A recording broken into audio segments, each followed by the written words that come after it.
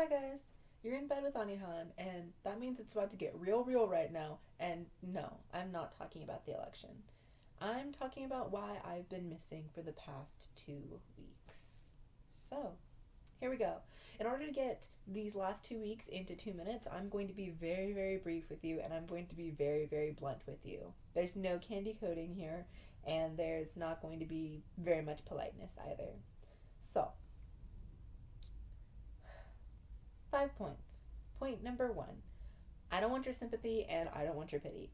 It doesn't help me at all, and while it might help you go through your emotions, I really don't need to be dealing with your emotions along with everything else that's going on in my life right now.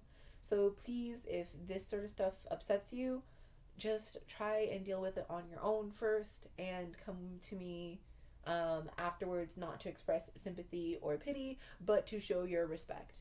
Because the situation has been handled, and I need to be treated like an adult in this situation and not like the entire world is falling down around me. Because it's not. Things are fine. 2. My landlord announced a month ago, almost exactly, saying that we all needed to move. He was going to be selling the house, and so the place that I'd been staying at for the past 2 years was no longer going to be home. 3. I find a new place and it's amazing. I have all the paperwork. I'm just about ready to move in. And then the septic tank cracks, meaning I had 2, 3 days to find a new place. That's when things started to go wrong. 4.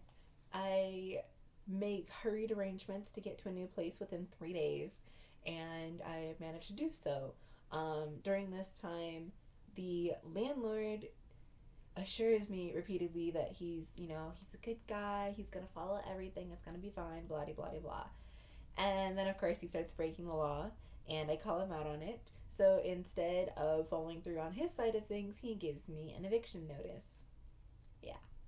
Not very surprised, but at the same time, he's been breaking the law multiple times since I got here. Which brings me to 5. I spoke to the tenants union, I spoke to the housing justice projects, and I spoke to an attorney, and basically researched all of my rights in this situation. I have proof that he's been breaking multiple laws and that he owes me $650, and I'm most likely going to be taking him to court for Christmas. So that's the last 2 weeks. And I would like to assure you guys again that I do have this under control. I do have my head on straight, and I do know what my rights are in this situation, and all I really want from you guys is a bit of respect, some space, and some privacy. I'm not going to be talking about this in text at all, because it's majorly stressful to try and deal with other people's emotions about it, and I am fine. Honestly, the worst thing that could happen is I lose $650, which it would suck. To lose $650 would really freaking suck. But it wouldn't be the end of the world. It was savings. I'm not stressing out about this any longer. So please just give me a little bit of space with this, and I will give you guys an update when I know what's going on further.